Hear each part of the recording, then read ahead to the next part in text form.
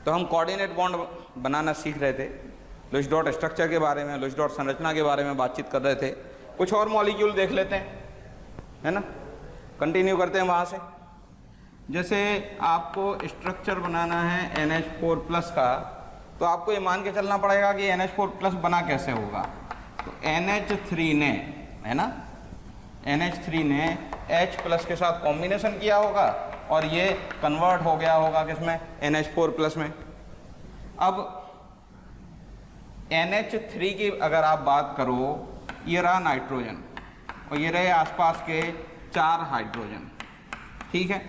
कई बार क्या होता है, चार्ज जब हमें शो करना होता है तो हम एक पूरा का पूरा बड़ा ब्रैकेट में मॉलिक्यूल बंद कर देते हैं, आयन बंद कर देते हैं, वो चार्ज लगा देते हैं ऊपर। तो ऊपर लगा दिया आपने ये प्लस, ठीक है। आपको ये मान के चलना है कि 3 हाइड्रोजन तो ऐसे हैं जो अपने पास एक एक इलेक्ट्रॉन रख के बैठे हैं, और एक हाइड्रोजन ऐसा है जो कंगाल है, उसके पास कोई इलेक्ट्रॉन नहीं है। नाइट्रोजन के पास 5 इलेक्ट्रॉन थे, ये रहे नाइट्रोजन के 5 इलेक्ट्रॉन। ऑक्टेट पूरा करना था, अब तक इतना है, समझ गए होगे कि एक एक इलेक्ट्रॉन की शेयरिंग होगी, इधर एक एक इलेक्ट्रॉन की शेयरिंग, इधर एक एक इलेक्ट्रॉन की शेयरिंग, इधर एक एक इलेक्ट्रॉन की शेयरिंग। इस शेयरिंग से क्या हुआ, इस शेयरिंग से हुआ ये कि इस हाइड्रोजन का डुप्लेट पूरा हो गया, इस हाइड्रोजन का डुप्लेट पूरा हो गया, इस हाइड्रोजन का डुप्लेट पूरा हो गया। ये हाइड्रोजन तो बच गया बेचारा, इसके पास तो इलेक्ट्रॉन ही नहीं था। अब शेयरिंग करे तो कैसे करे, लेकिन डुप्लेट तो पूरा करना है। नाइट्रोजन बोलेगा अष्टक पूरा हो गया है। अब नाइट्रोजन का अष्टक पूरा हो गया तो ये नाइट्रोजन क्या करेगा, बोलेगा टेंशन मत ले भाई, मेरे से 2 इलेक्ट्रॉन ले ले। इससे क्या होगा भाई, अब नाइट्रोजन को जरूरत पड़ेगी तो नाइट्रोजन के पास देखो 8 इलेक्ट्रॉन मिल जाएंगे, और जब हाइड्रोजन को जरूरत पड़ेगी तो हाइड्रोजन को ये 2 इलेक्ट्रॉन मिल जाएंगे, और ये बन गया आपका NH4+। NH4+ का जब आप बॉन्ड लाइन स्ट्रक्चर बनाते हो तो वो इस तरह का बनता है ना कि ये तो 3 हाइड्रोजन आप सिंगल बॉन्ड से लगा देते हो और एक कोऑर्डिनेट बॉन्ड लगा देते हो आप H+ की तरफ। इसका सीधा सीधा मतलब यही तो है कि ये कोऑर्डिनेट बॉन्ड अवेलेबल है NH4+ में, बाकी 3 क्या है, कोवेलेंट बॉन्ड है, सहसंयोजी बंध, और ये क्या है, उपसहसंयोजी बंध। ये NH4+ का स्ट्रक्चर, ठीक है। अब ऑक्सी एसिड के स्ट्रक्चर पे आ जाते हैं। हमने जो ऑक्सी एसिड के स्ट्रक्चर बनाए हैं, अगर लुईस डॉट के हिसाब से चलें तो वो स्ट्रक्चर कैसे होंगे। सपोज आपको स्ट्रक्चर बनाना है HClO4 का, तो अब तक तो आपको याद होगा कि क्लोरीन क्या होगा, केंद्रीय परमाणु होगा, एक OH आता है, ये HClO4 है। क्लोरीन के बाह्यतम कोश में कितने इलेक्ट्रॉन है, 7 इलेक्ट्रॉन है। ये क्लोरीन के बाह्यतम कोश के 7 इलेक्ट्रॉन, ये ऑक्सीजन के बाह्यतम कोश के 6 इलेक्ट्रॉन, ये हाइड्रोजन का 1 इलेक्ट्रॉन, ठीक। अभी हाइड्रोजन क्या करेगा, 1 इलेक्ट्रॉन की शेयरिंग करेगा ऑक्सीजन से, हाइड्रोजन का डुप्लेट कंप्लीट द्विक पूरा है। ऑक्सीजन क्या करेगा, 1 इलेक्ट्रॉन की शेयरिंग करेगा X के साथ, ऑक्सीजन का भी डुप्लेट क्या है, पूरा है, द्विक पूरा है। अब सॉरी, ऑक्सीजन का द्विक कहाँ, अष्टक पूरा है, ऑक्टेट पूरा है, 8 इलेक्ट्रॉन हो गए। और क्लोरीन का भी तो ऑक्टेट कंप्लीट हो गया ना, आप देखो यहां से,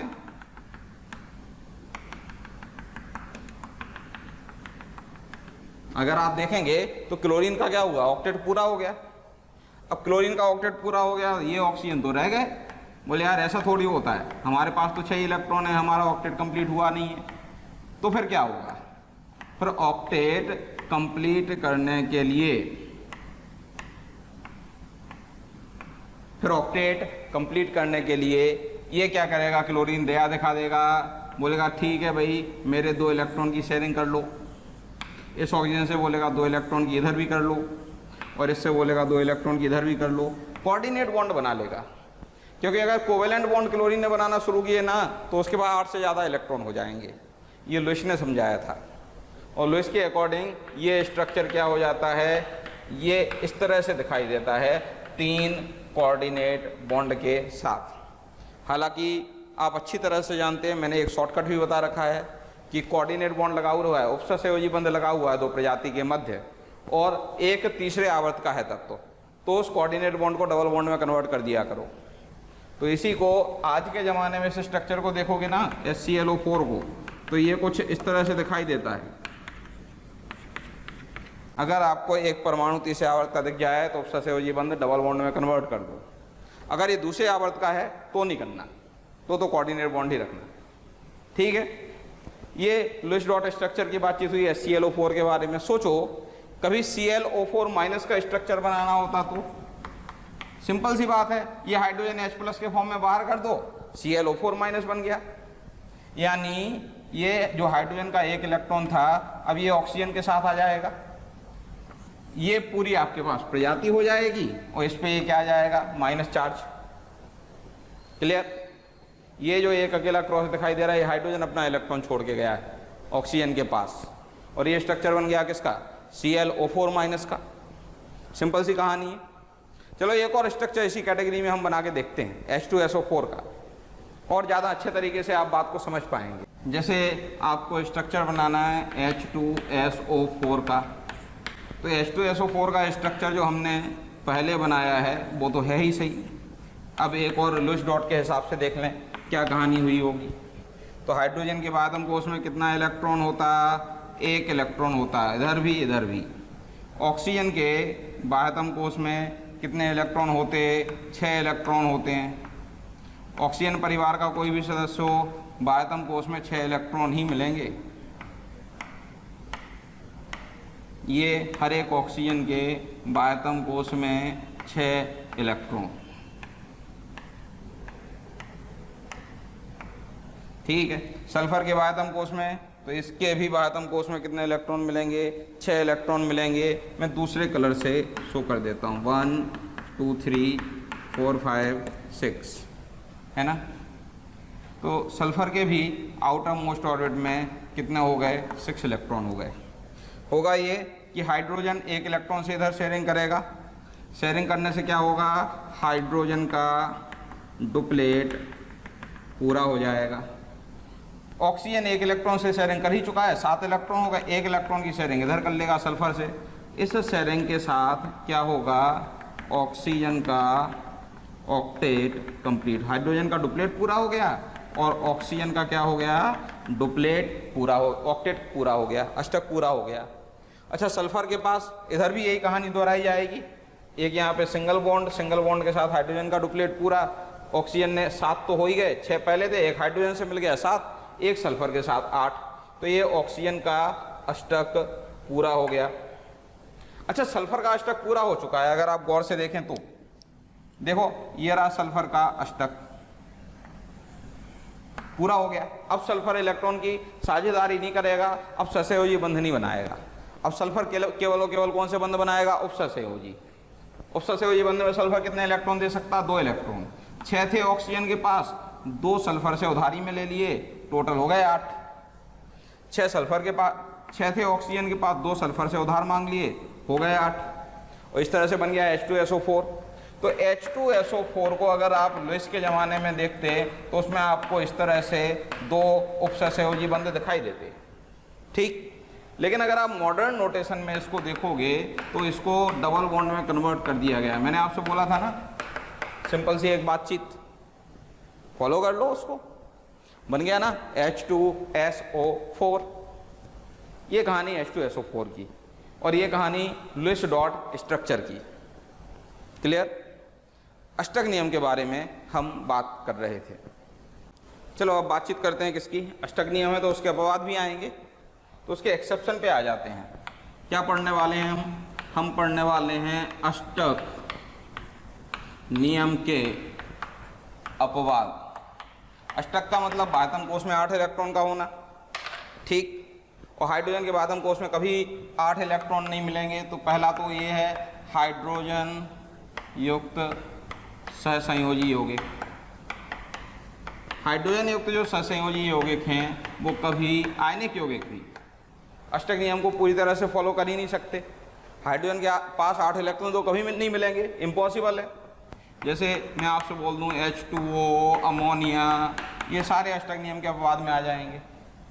अगला, जिनोन के सभी यौगिक। भाई सिंपल सी बात है, जिनोन के बाह्यतम कोश में कितने इलेक्ट्रॉन होते हैं, 8। अब ये बंध बनाएगा तो 8 से ज़्यादा ही इलेक्ट्रॉन रखेगा, 8 से कम तो होंगे नहीं। तो ढेरों कंपाउंड है बेटा जो अष्टक नियम के अपवाद में आते हैं। जिनॉन का तो कोई सा भी उठा लो, जैसे XeF2, जिनॉन के पास 8 थे, 2 फ्लोरीन से आ गए, 10 हो गए। भाई XeF4, जिनॉन के पास 8 थे, 4 फ्लोरीन से आ गए, 12 हो गए। XeF6, 8 थे, 6 आ गए, 14 हो गए। XeO3, 8 और 6, 14 हो गए। XeO2, F2, 8 थे, 4 ऑक्सीजन से आ गए, 2 फ्लोरीन से आ गए, 14 हो गए। तो जिनॉन का कोई सा भी कंपाउंड उठा लो, गारंटी है कि वो अष्टक नियम के अपवाद में आएगा, ठीक है ना। और इसके पास 8 से ज़्यादा इलेक्ट्रॉन मिलेंगे, ये भी सही है। तो ये एक्चुअल में इलेक्ट्रॉन आधिक्य यौगिक हैं। इलेक्ट्रॉन आधिक्य का मतलब क्या हुआ?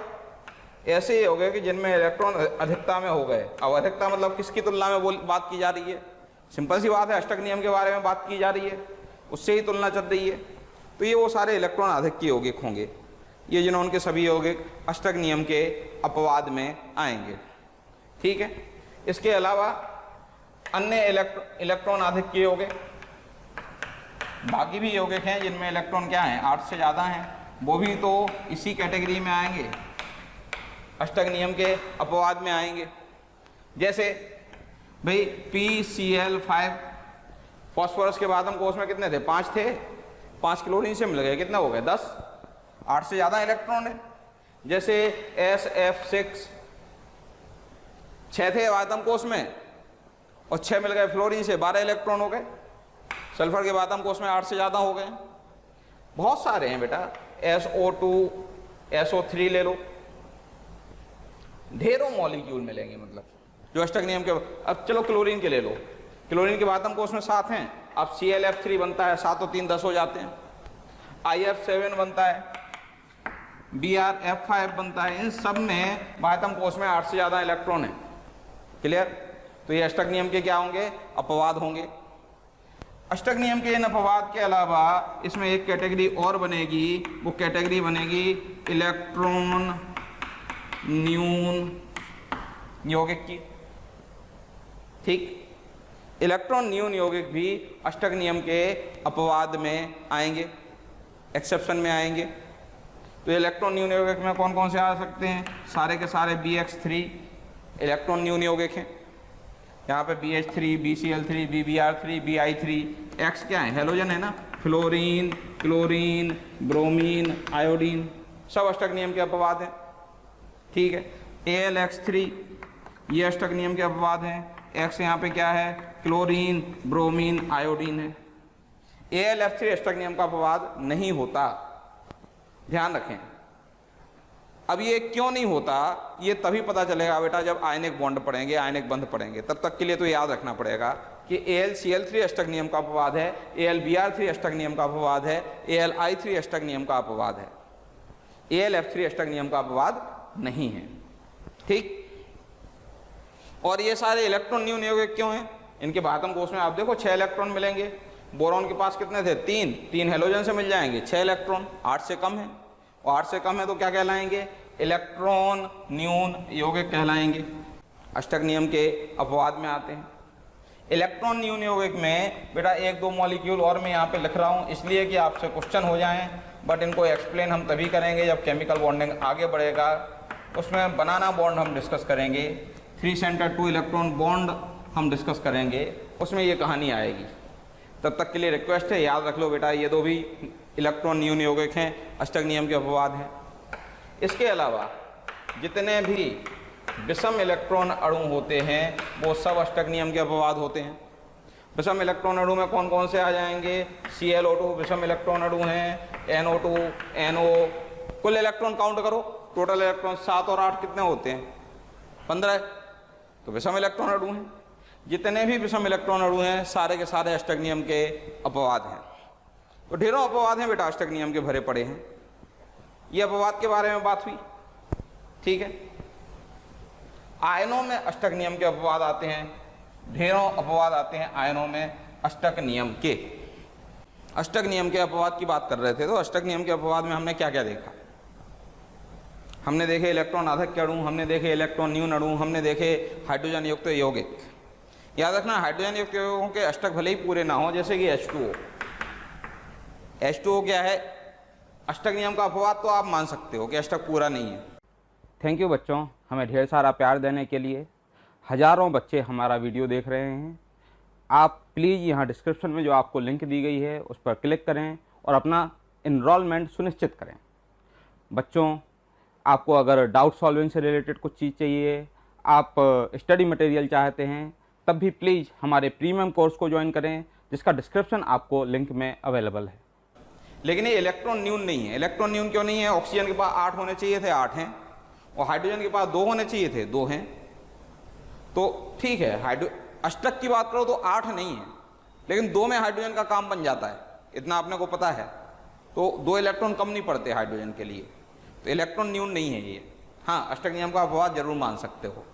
ठीक, अब आगे बढ़ते हैं और हम देखते हैं आयनों में, और आयन में भी कौन से? धनायन।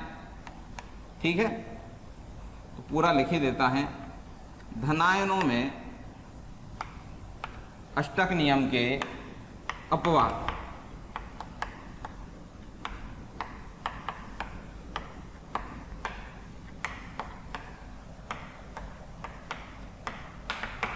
धनायनों में अष्टक नियम के अपवाद, क्या क्या अपवाद आएंगे देखना। जैसे आप फर्स्ट ए ग्रुप में देखोगे तो उसमें इलेक्ट्रॉनिक विन्यास आता है N-1 S2P6D10 NS1। कॉपर का क्या आता है इलेक्ट्रॉनिक विन्यास? 3S2 3P6 3D10 4S1। तो ये इलेक्ट्रॉनिक विन्यास मिलता है ना, किस किस के लिए मिलता है? ये कॉपर के लिए मिलता है, सिल्वर के लिए मिलता है और गोल्ड के लिए मिलता है, इन 3 के लिए मिलता है। अब अगर मैं ये बाह्यतम कोष का एक इलेक्ट्रॉन बाहर फेंक दूं तो देखो इसके बाह्यतम कोष में कितने? 18 इलेक्ट्रॉन होंगे, और बाह्यतम कोष में 18 इलेक्ट्रॉन का हो जाना कहलाता है छद्म अक्रिय गैस विन्यास। ध्यान रखिएगा, किसी भी परमाणु के बाह्यतम कोष में 8 इलेक्ट्रॉन का होना क्या कहलाता? अक्रिय गैस विन्यास। और बाह्यतम कोष में 18 इलेक्ट्रॉन का हो जाना क्या कहलाता है? छद्म अक्रिय गैस विन्यास। तो ये एक इलेक्ट्रॉन आप बाहर फेंक दो NS1 का। अभी तक बाह्यतम कोष में एक इलेक्ट्रॉन था, जैसे ही एक इलेक्ट्रॉन उड़ाया ये बन गया बाह्यतम कोष, ये 18 इलेक्ट्रॉन है। तो ये स्यूडो इनर्ट गैस कॉन्फ़िगरेशन की बात कर रहे हैं हम, छद्म अक्रिय गैस विन्यास। क्या होता है छद्म अक्रिय विन्यास? अक्रिय गैस विन्यास S2P6D10। कैसे बनेगा? एक एक इलेक्ट्रॉन बाहर फेंकते जाओ। कॉपर का एक इलेक्ट्रॉन फेंका, कॉपर +1, सिल्वर का एक इलेक्ट्रॉन फेंका, Ag+1, गोल्ड का एक इलेक्ट्रॉन फेंका, Au+1। तो ये जो धनायन है कॉपर +1, सिल्वर +1, Au+1 के, ये छद्म अक्रिय गैस विन्यास के उदाहरण है। कोई भी ऐसा यौगिक जिसमें कॉपर +1 मिल जाए, सिल्वर +1 मिल जाए, Au+1 मिल जाए, अक्रिय गैस विन्यास का, छद्म अक्रिय गैस विन्यास रखता होगा, क्या आएगा? अपवाद आएगा अष्टक का। सेकेंड ए, जिंक, कैडमियम, मरकरी, इनका जो इलेक्ट्रॉनिक कॉन्फ़िगरेशन मिलता है N-1 में S2P6D10 और बाह्यतम कोष में NS2 मिलता है। किस किस के लिए मिलता है ये इलेक्ट्रॉनिक विन्यास? जिंक, कैडमियम और मरकरी के लिए मिलता है। अब अगर आपको इसमें स्यूडो इनर्ट गैस कॉन्फ़िगरेशन वाला आयन बनेगा, 2 इलेक्ट्रॉन निकाल दो, हो गया बाह्यतम कोष में 18 इलेक्ट्रॉन। तो स्यूडो इनर्ट गैस कॉन्फ़िगरेशन ये कहलाता है, और ये मिलेगा 2 इलेक्ट्रॉन निकालने के बाद।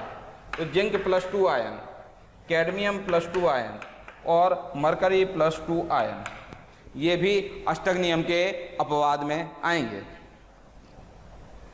छद्म अक्रिय गैस विन्यास अष्टक नियम के अपवाद में आते हैं।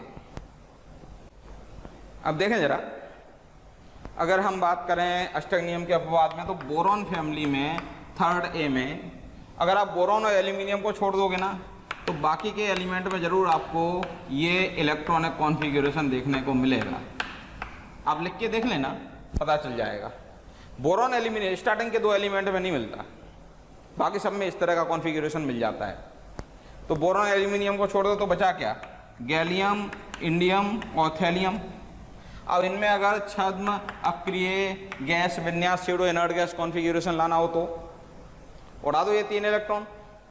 ये 3 इलेक्ट्रॉन उड़ा दोगे तो ये क्या बचा? फिर ये बचा S2P6D10, अष्टक नियम का अपवाद है, यानी गैलियम +3 अष्टक नियम के अपवाद में आएगा, यानी इंडियम +3 अष्टक नियम के अपवाद में आएगा, यानी थैलियम +3 अष्टक नियम के अपवाद में आएगा। और इसी तरह की कहानी आपको कार्बन फैमिली में भी मिलेगी। 4th में कार्बन और सिलिकॉन 2 एलिमेंट अगर आप छोड़ दो तो बाकी के एलिमेंट के लिए ये एक कॉन्फ़िगरेशन आपको देखने को मिलेगा। 4 इलेक्ट्रॉन बाहर फेंक दो। ये कौन कौन से एलिमेंट है? कार्बन सिलिकॉन छोड़ दो तो क्या बचा? जर्मेनियम, टिन और लेड। तो इनमें स्यूडो इनर्ट गैस कॉन्फ़िगरेशन कब आएगा? 4 इलेक्ट्रॉन बाहर फेंक दोगे तो H2P6D10 आएगा। तो जर्मेनियम +4 अष्टगनियम के अपवाद में, टिन +4 अष्टगनियम के अपवाद में, लेड +4 अष्टगनियम के अपवाद में। ठीक, तो ये आयन धनायन हैं जिनमें बाहतन कोष में 8 से ज़्यादा इलेक्ट्रॉन हैं, इसलिए सारे के सारे धनायन अष्टगनियम के अपवाद में आते हैं। तो यहाँ तक आते आते हमने अष्टगनियम के अपवाद खत्म किए। क्लियर? और अब हम आ रहे हैं उस पॉइंट पे कि वैलेंस बॉन्ड थ्योरी डिस्कस करेंगे, संयोजकता बंध सिद्धांत। क्यों जरूरत पड़ी संयोजकता बंध सिद्धांत की? क्योंकि दुनिया को यह समझाना था कि आखिर एक कोवेलेंट बॉन्ड बनता कैसे है। कोवेलेंट बॉन्ड एक्सप्लेन करना था, सहसंयोजी बंध एक्सप्लेन करना था। इसी के लिए वैलेंस बॉन्ड थ्योरी दी गई, संयोजकता बंध सिद्धांत दिया गया। बेटा संयोजकता बंध सिद्धांत पे हम जाएं उससे पहले मुझे आपको ऑर्बिटल बताने होंगे। मैं मान के चल रहा हूं कि एटॉमिक स्ट्रक्चर आपने नहीं पढ़ा है, आपको परमाणु कक्षक की परिभाषा भी ढंग से याद नहीं है। तो परमाणु कक्षक कितने प्रकार के होते हैं ये देखें।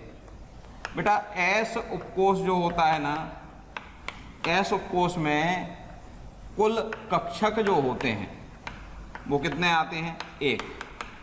और वो एक कक्षक जो होता है वो गोलाकार होता है, वृत्ताकार नहीं होता। वृत्त के जैसा नहीं है, गोल है, गेंद के जैसा। गेंद जैसी होती चारों तरफ से गोल, वैसा गोल होता है। तो ये कोई दिशा में नहीं है ना, हम ये नहीं बोल सकते कि ये x अक्ष में है, ये y अक्ष में या z अक्ष में है, ये तो गोल है। अच्छा अक्ष की भी कहानी, ये 3 उंगलियां हैं, कौन सी पहली और कौन सी तीसरी? मान लिया, ये अंगूठा नहीं बेटा, उंगलियां है, उंगली मान के चलो। कौन सी पहली और कौन सी तीसरी? नहीं बोल सकते ना, सिंपल सी बात है। वो तो हम कहानी कहाँ से शुरू करते हैं? अगर इसको मैं पहला मान लूँ तो ये दूसरी और तीसरी, इसको मैं पहली मान लूँ तो ये दूसरी और तीसरी। ठीक इसी तरह से अक्ष होती है। अगर मैंने इसको x अक्ष मान लिया तो ये y और z अक्ष, अगर इसको मैंने x अक्ष मान लिया तो ये y और z अक्ष। अगर ये x है तो इन बचे हुए 2 में कोई भी एक y मान लो, बचा हुआ जो रह जाएगा वो z हो जाएगा। ये x है, मैं इसको y मान लूँ तो ये z है। ये x है, मैं इसको y मान लूँ तो ये z है। अपनी मर्जी से, बस एक ही चीज फिक्स है कि x, y और z तीनों एक दूसरे के लंबवत होते हैं, इनके आपस के जो एंगल हैं वो 90 के मिलेंगे, ये फिक्स है। वही कहानी है। अब ये तो हर अक्ष में एक जैसा मिलेगा ना गोल, इसकी कोई दिशा नहीं होती। तो बेटा जो ये एक कक्षक होता है एस का, वो नॉन डायरेक्शनल होता है, अदिशात्मक होता है, याद रखिएगा। एस कक्षक क्या होता? अदिशात्मक होता है, इसकी कोई दिशा नहीं होती। अब बात करते हैं हम किसके बारे में? पी उपकोष के बारे में। और पी उपकोष में कुल कक्षक कितने होते हैं? 3 होते हैं। 3 के नाम मैं आपको लिख देता हूं, PX, PY और PZ, ये इनके नाम हैं। अब क्यों ये नाम है उसका रीजन है। सपोज ये x अक्ष है तो PX डंबल के जैसा होता है, ठीक है, और ये डंबल कौन से अक्ष पे मिलेगा? x अक्ष पे मिलेगा। इस तरह का होता है PX। ये 2 अक्ष दिखाई दे रही थी, ये होता है PX, और ये जो अक्ष जा रही है वो कौन सी है? x अक्ष। PY कैसा होता है? चलो मैं मान के चल रहा हूं कि ये जो अक्ष है ये y है, तो इस y एक्सिस पे दोनों लोब आ जाएं डंबल के, ये होता है कौन सा? PY कक्षक। PX के 2 लोब कहाँ होते हैं? x अक्ष पे, एक लोब धनात्मक x अक्ष पे, दूसरा लोब ऋणात्मक x अक्ष पे। PY के 2 लोब होते हैं, ये 2 लोब कहाँ होते हैं? y अक्ष पे, एक लोब धनात्मक y अक्ष पे तो दूसरा लोब ऋणात्मक y अक्ष पे। क्लियर? और PZ के 2 लोब कहाँ होंगे? नाम से ही समझ में आ जाना चाहिए अब तक। सपोज ये x अक्ष था, ये y अक्ष था, ये z अक्ष है। z अक्ष मतलब ये वाला 3D में अगर आप देखो तो x, y और ये z, ठीक, तो ये z है। PZ कक्षक जो होगा उसके जो 2 लोब मिलेंगे वो आपको मिलेंगे z अक्ष पे, इस तरह से दिखाई देंगे। तो ये कहानी है P X, P Y, P Z की। एस अधिशात्मक है लेकिन पी की दिशा है, क्योंकि जब मैं आपसे बोलता हूँ पी एक्स तो आपको ये बात समझ में आ जाती है कि इसमें इलेक्ट्रॉन धनात्मक एक्स और ऋणात्मक एक्स अक्ष पे मिलेंगे। दरअसल जो एरिया आपने सर्कल कर रखा है ना, ये जो लोब बना रखा है, ये अंदर की वो जगह है जहाँ पे इलेक्ट्रॉन घूमता है, यहाँ पे इलेक्ट्रॉन मिलेगा। यहाँ पे कुछ नहीं है ना, मतलब यहाँ इलेक्ट्रॉन नहीं मिलेगा। ये जो जगह दिखाई दे रही है यहाँ पे इलेक्ट्रॉन नहीं है, सिंपल सी कहानी है। यहाँ इलेक्ट्रॉन है, यहाँ इलेक्ट्रॉन है। तो इसी तरह से पी वाई में एक्स अक्ष पे कोई इलेक्ट्रॉन नहीं है, लेकिन यहाँ है वाई अक्ष में, धनात्मक वाई अक्ष में और ऋणात्मक वाई अक्ष में इलेक्ट्रॉन है। पी जेड की भी कहानी यही है, धनात्मक जेड अक्ष में इलेक्ट्रॉन है, ऋणात्मक जेड अक्ष में इलेक्ट्रॉन है। क्लियर? ये पी के 3 ऑर्बिटल। अब चलो डी के ऑर्बिटल पे आ जाते हैं। बेटा डी उपकोष में जो कुल कक्षक मिलेंगे वो मिलेंगे 5। कौन कौन से 5 होते हैं? डी एक्स वाई होता है, वाई जेड होता है और डी एक्स जेड होता है। अब ये 3 कक्षक कंबाइंड फॉर्म में एक साथ निरक्षीय डी कक्षक कहे जाते हैं। क्यों निरक्षीय डी कक्षक कहे जाते हैं? क्योंकि इनके लोब अक्ष पे नहीं मिलते, इनकी पालियां अक्ष पे नहीं मिलती। इसके अलावा 2 और डी कक्षक होते हैं, D X square Y square और डी जेड स्क्वायर। ये जो 2 डी कक्षक हैं इन्हें हम अक्षीय डी कक्षक के नाम से जानते हैं। देखें जरा, ये एक्स अक्ष है, ये वाई अक्ष है, तो इसके जो 4 लोब मिलेंगे वो एक्स और वाई के बीच में मिलते हैं, डी एक्स वाई। ये याद करना बेटा, ये कोई कंसेप्ट नहीं है। डी कक्षक डबल डंबल के जैसा होता है। पी कक्षक 1 डंबल होता है जिसमें 2 लोब होते हैं, डी कक्षक में 2 डंबल होते हैं जिसमें 4 लोब होते हैं। डंबल जानते हो ना, एक्सरसाइज करने के जो डंबल उठाते हो, वही मान लो आप तो, ठीक है। डी एक्स वाई की खासियत होती है कि इसके जो 4 लोब होते हैं वो एक्स और वाई के बीच में मिलते हैं 45 डिग्री के एंगल पे। याद है ना? एक्सेस में मेरी मर्जी से लिख सकता हूं।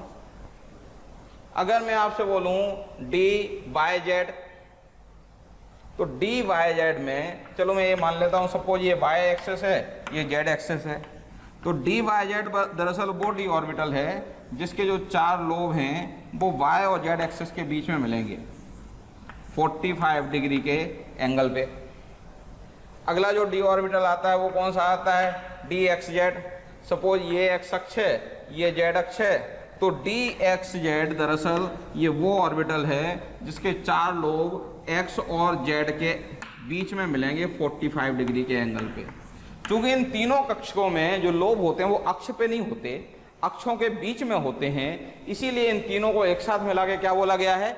निरक्षीय डी कक्षक। ठीक, ये निरक्षीय डी कक्षक है। चलो अगला देखते हैं, D X square Y square और डी जेड स्क्वायर देख लेते हैं।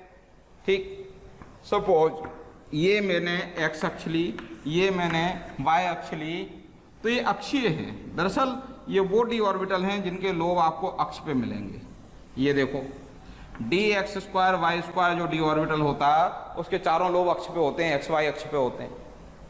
अगर डी जेड स्क्वायर की बात करें, ये कौन सा है? D X square Y square. D Z square देखते हैं। सपोज ये जेड अक्ष है, तो डी जेड स्क्वायर में 2 लोब तो इस तरह से रहते हैं जेड अक्ष पे, और बाकी एक रिंग रहती है। सपोज ये जेड अक्ष है तो 1 लोब इधर, 1 लोब इधर, बाकी 2 अक्ष ऐसे हैं, एक ये है और एक अक्ष ये है, तो इस तल में एक रिंग बनी हुई इस तरह से। ये होता है कौन सा कक्षक? D Z square. तो ये डी के 5 ऑर्बिटल। बेटा अब तक ये जितने भी ऑर्बिटल मैंने बताए हैं ये हर हाल में आपको याद होने चाहिए। ये कोई कंसेप्ट नहीं बता रहा हूँ मैं, ये आपको याद करना है कि डी एक्स ऐसा होता है, डी वाई ऐसा होता है, डी एक्स वाई ऐसा होता ही है, याद रखिएगा। ओके बेटा, अब हम बात करने जा रहे हैं किसकी? संयोजकता बंध सिद्धांत, वैलेंस बॉन्ड थ्योरी की। यही सिद्धांत आपको समझाएगा कि आखिरकार एक सहसंयोजी बंध बनता कैसे। इसके पोस्टुलेट क्या है, क्या कहता है ये सिद्धांत? तो कुछ स्पेसिफिक पॉइंट है।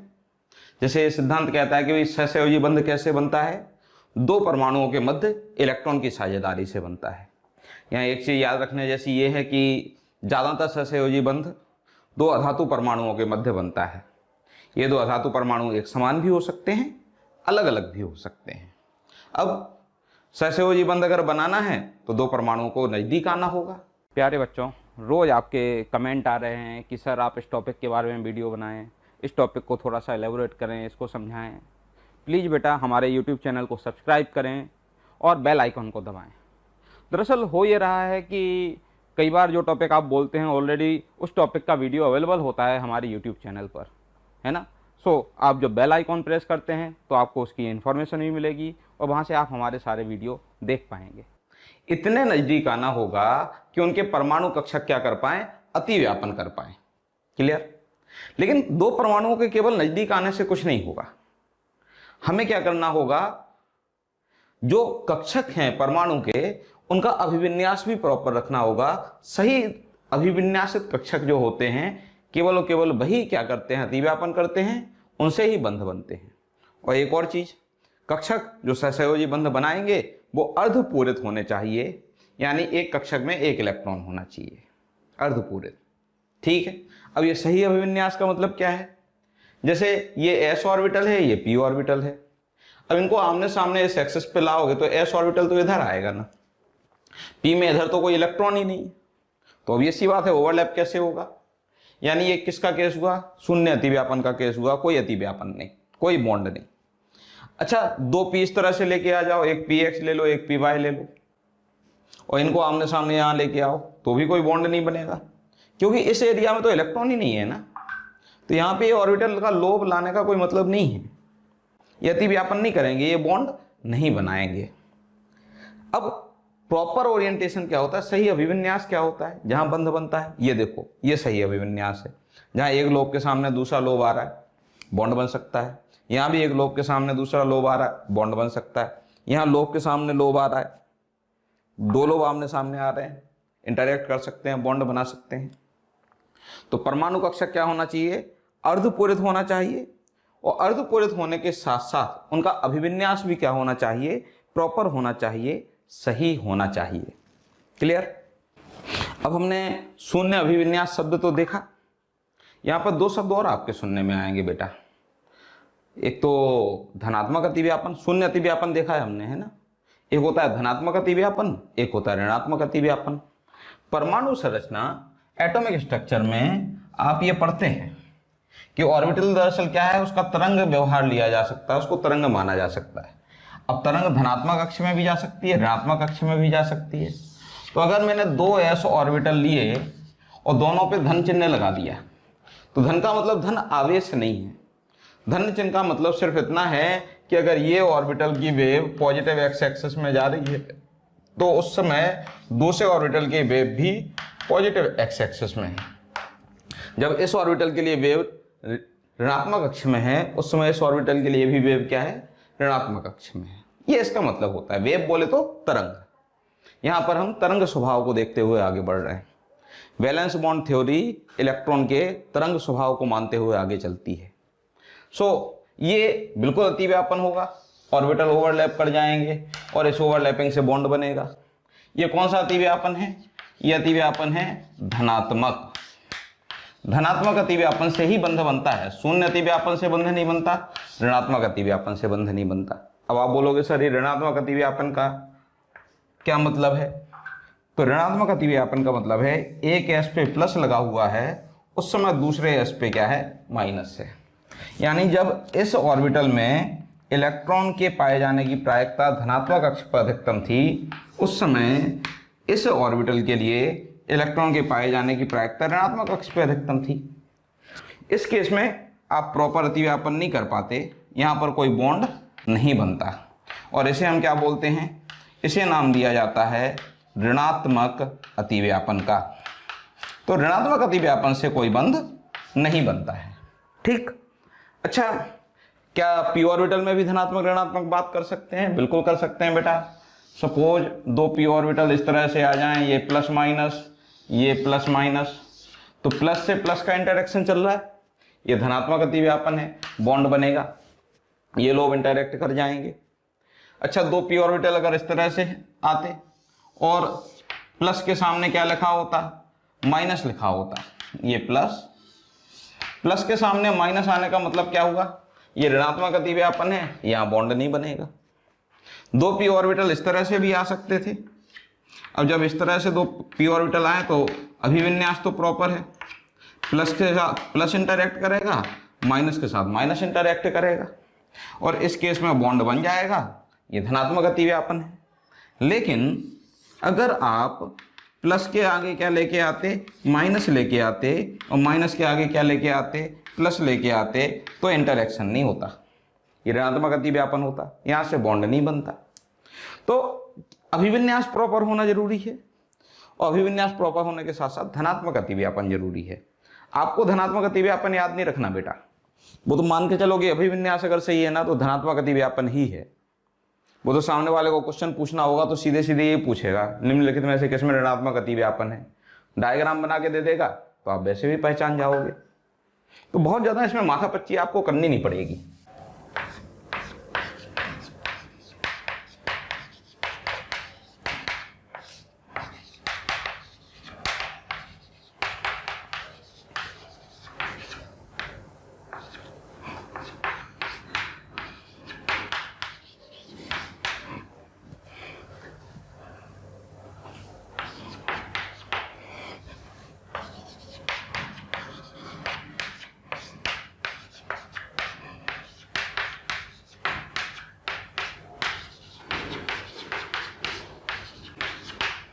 तो ससंयोजी बंध निर्माण की जो प्रकृति है वो दो कारकों पर निर्भर करती है। कौन कौन से दो कारकों पर निर्भर करती है? एक,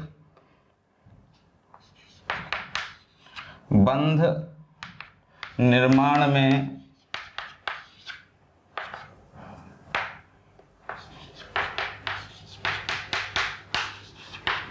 भाग लेने वाले कक्षक की प्रकृति।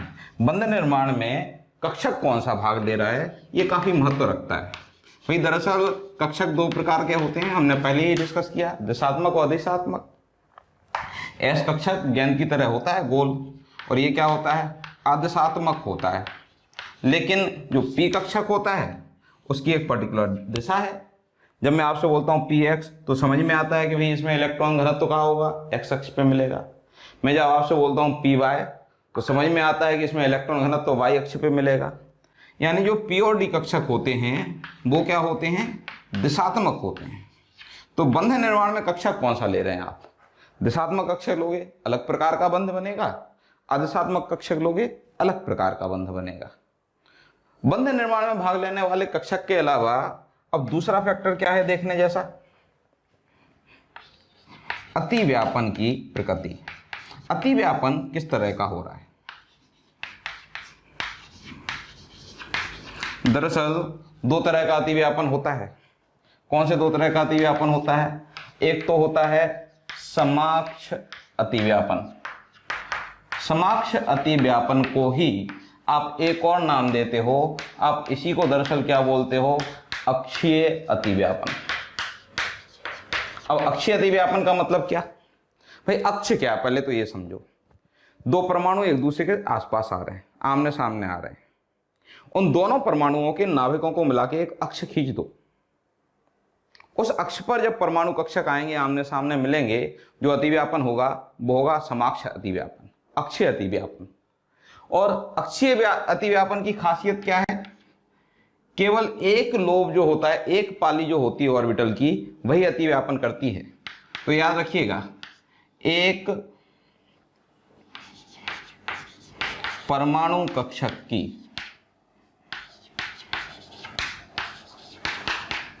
केवल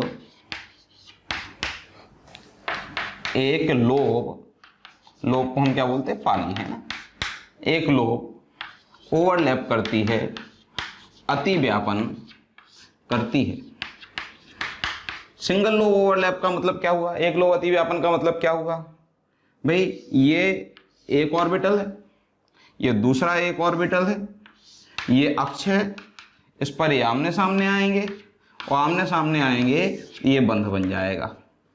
ये जो अक्षीय अतिव्यापन होता है, इससे जो बंध बनता है, एक पाली जब अतिव्यापन करती है तो उससे बनने वाले बंध को हम क्या बोलते हैं, सिग्मा बंध। क्लियर? सिग्मा बंध ऐसा नहीं है कि केवल एस के बीच में बनता है, s और p के मध्य भी सिग्मा बंध बन सकता है। ये s ऑर्बिटल है और ये यहां से हमने क्या लिया, एक p ऑर्बिटल लिया। अगर इस तरह से s और p आमने सामने आएंगे इस अक्ष पर तो एक सिंगल लो ओवरलैप कर जाएगा और सिंगल लो ओवरलैप से जो बॉन्ड बनता है वो कौन सा बनता है, सिग्मा बॉन्ड। ये कुछ इस तरह का दिखाई देगा आपको मामला। कौन सा बॉन्ड है, सिग्मा बॉन्ड। तो s कक्षक और s कक्षक के बीच भी सिग्मा बनता है, s और p के बीच भी सिग्मा बनता है। इवन दो p कक्षकों के बीच भी सिग्मा बंध पॉसिबल है। अगर दो p कक्षक इस तरह से एक अक्ष पे आमने सामने आ जाए तो इनका सिंगल लो इंटरैक्ट करेगा और सिंगल लो इंटरैक्ट करेगा तो कौन सा बॉन्ड बनेगा, सिग्मा बॉन्ड। तो s के बीच में सिग्मा बन सकता है, s p के बीच में सिग्मा बन सकता है, p p के बीच में। शर्त केवल एक ही है कि एक पाली एक लोब को इंटरैक्ट करना है। जब जब ऐसा होगा एक परमाणु कक्षक का एक लोब इंटरैक्ट करेगा, जो बॉन्ड बनेगा वो कौन सा होगा, सिग्मा बॉन्ड। और अब थोड़ी बहुत बातचीत कर लें हम किसके बारे में, पाई बॉन्ड के बारे में। ये हमने क्या किया, समाक्ष अतिव्यापन, अतिव्यापन के प्रकार देख रहे थे। एक तो हुआ समाक्ष अतिव्यापन। समाक्ष अतिव्यापन से हमेशा कौन सा बॉन्ड, सिग्मा बॉन्ड। और दूसरा हम पढ़ेंगे पार्श्वीय अतिव्यापन।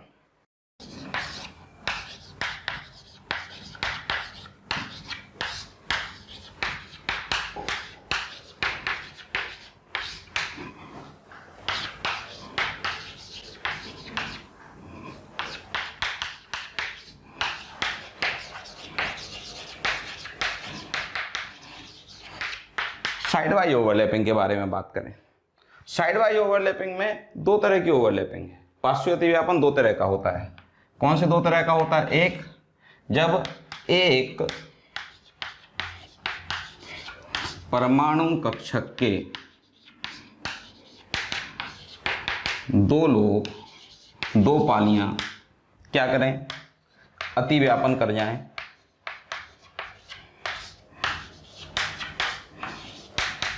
जब एक ही परमाणु कक्षक के जो दो लोब हैं वो अतिव्यापन कर जाते हैं, उससे जो बंध बनता है उसे पाई बंध नाम दिया जाता है। जैसे सपोज एक p ऑर्बिटल ये है, ये अक्ष पे, दूसरा p ऑर्बिटल भी ऐसे ही आ रहा है। जब ये दो p ऑर्बिटल आमने सामने आएंगे तो इनके कितने लोब इंटरैक्ट करेंगे, दो लोब इंटरैक्ट करेंगे। और दो लोब इंटरैक्ट करेंगे तो जो बॉन्ड बनेगा वो कौन सा होगा, पाई होगा। ये आपने p लिया है, ये p लिया है, तो इससे जो पाई बॉन्ड बना उसको आप क्या नाम दोगे, p पाई p पाई। अच्छा, ये भी तो हो सकता है कि एक p ऑर्बिटल आ जाए और एक d ऑर्बिटल आ जाए और d ऑर्बिटल कुछ इस तरह से आ जाए। तो इस तरह से जब आप इनको इस अक्ष पर आमने सामने लाओगे तो p के दोनों लोब ओवरलैप कर जाएंगे ना। और किससे वो ओवरलैप करेंगे, D के दो लोब से ओवरलैप करेंगे ये। और दो लोब के ओवरलैप से जो बनता है पाई बॉन्ड। इस पाई बॉन्ड में एक P लगा, एक D लगा, तो ये जो पाई बॉन्ड होता है उसको हम बोलते हैं P पाई D पाई। पाई बॉन्ड तीन तरह के होते हैं, P पाई P पाई, P पाई D पाई और D पाई D पाई। अब ये भी तो हो सकता है, आप समझो ना, कि एक D ऑर्बिटल इधर से इस तरह से चला आ रहा,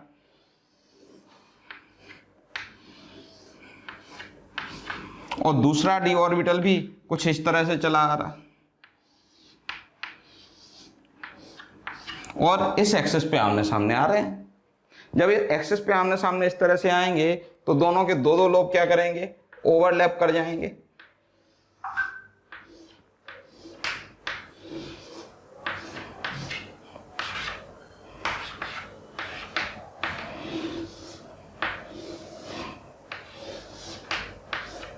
ये देखो दोनों के दो दो लोब ओवरलैप कर गए।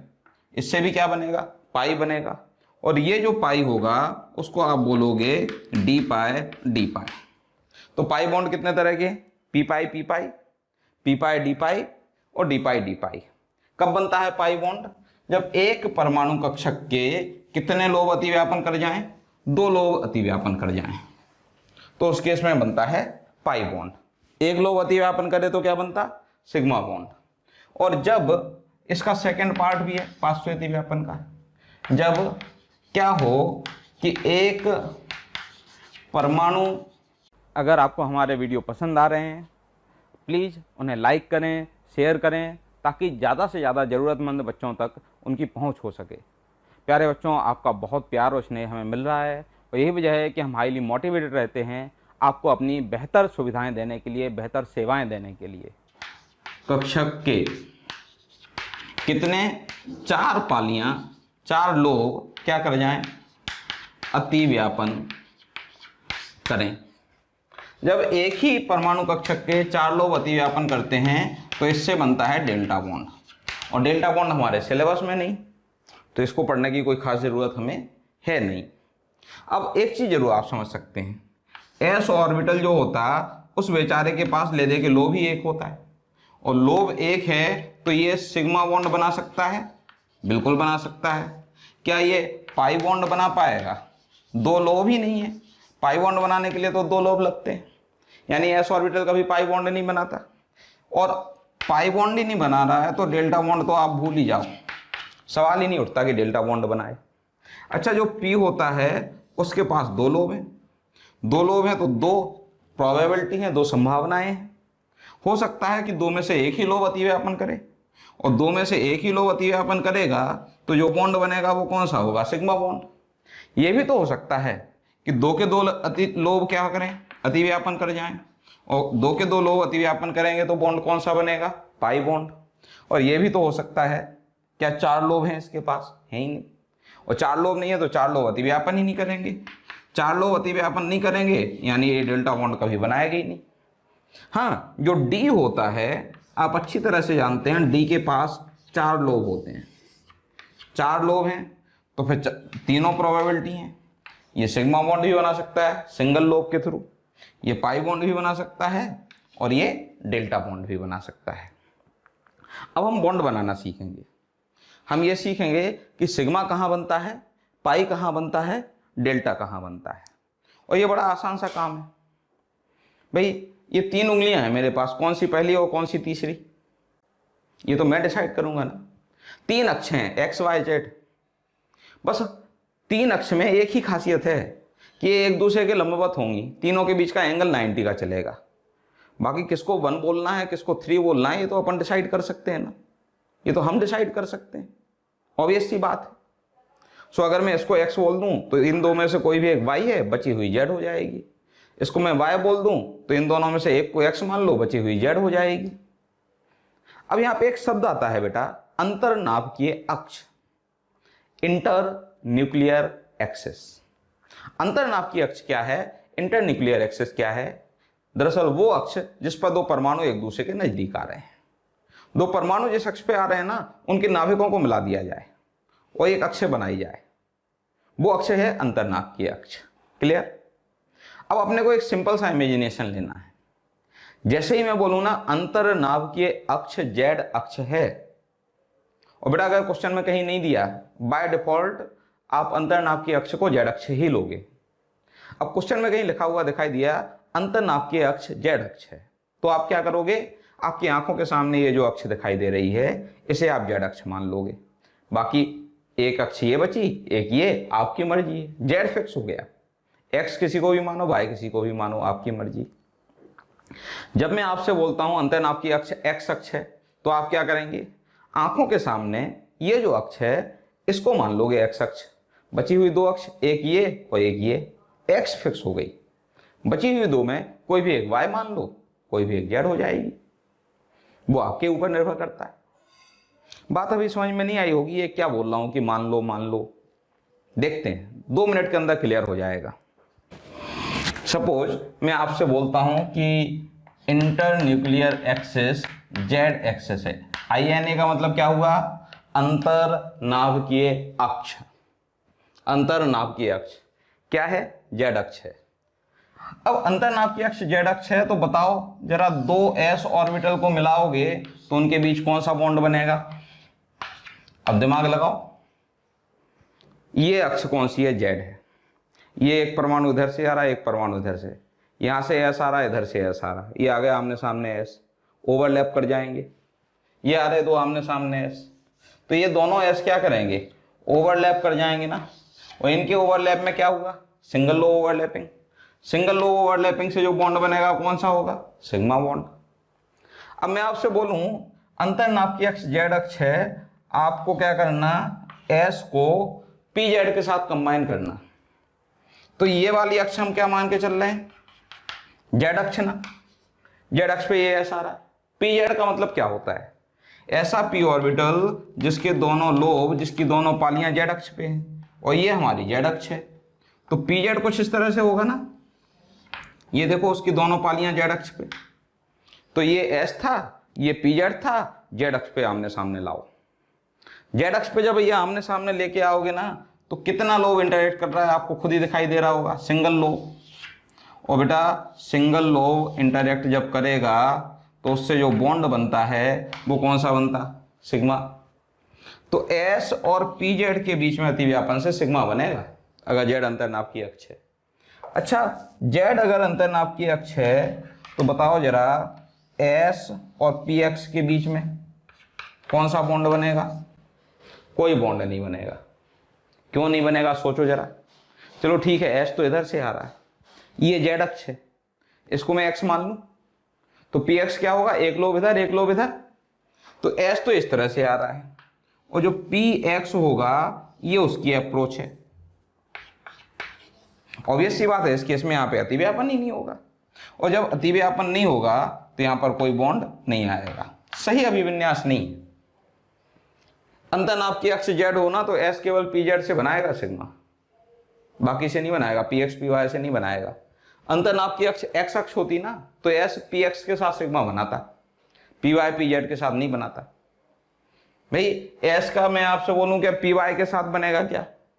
तो पी वाई कुछ यूं आएगा, एक लोब इधर एक लोब इधर, एस यहां से आ रहा है, वापस से वही कहानी इसके जैसी, बीच में आएगा जहां पी के पास इलेक्ट्रॉन ही नहीं, बॉन्ड नहीं बनेगा। ये सारे समाक्ष अतिव्यापन है। समाक्ष अतिव्यापन से क्या बनता? सिग्मा बॉन्ड बनता है। अच्छा, यहां पर मैं आपसे बोलूं कि मेरे पास दो ऑर्बिटल हैं, दोनों कौन से हैं? पी जेड हैं, बताओ इनसे कौन सा बॉन्ड बनेगा? तो भाई ये है अंतर्नाप की अक्ष, और इसको हमने क्या ले रखा है? जेड अक्ष। तो पी जेड कैसे आएंगे? पी जेड के ऑर्बिटल जेड अक्ष पे ही आना चाहिए। ये एक पी जेड और ये दूसरा पी जेड, ये जेड अक्ष पे है। तो जब इनको आमने सामने लेके आओगे तो कितना लोब इंटरेक्ट करेगा जेड अक्ष पे? सिंगल लोब इंटरेक्ट करेगा ना, और सिंगल लोब इंटरेक्ट करने से कौन सा बॉन्ड बनता? सिग्मा। अच्छा, मैं बोलूं जेड अंतर्नाप की अक्ष है, बताओ जरा दो पी एक्स ऑर्बिटल को मिलाएंगे तो कौन सा बॉन्ड बनेगा? तो भाई ये क्या थी हमारे लिए? अंतर्नाप की अक्ष जेड अक्ष। अगर ये जेड है तो इस अक्ष को मैं क्या मान लूं? पी एक्स मान लूं। पी एक्स ऑर्बिटल जो होगा वो कुछ इस तरह का होगा ना,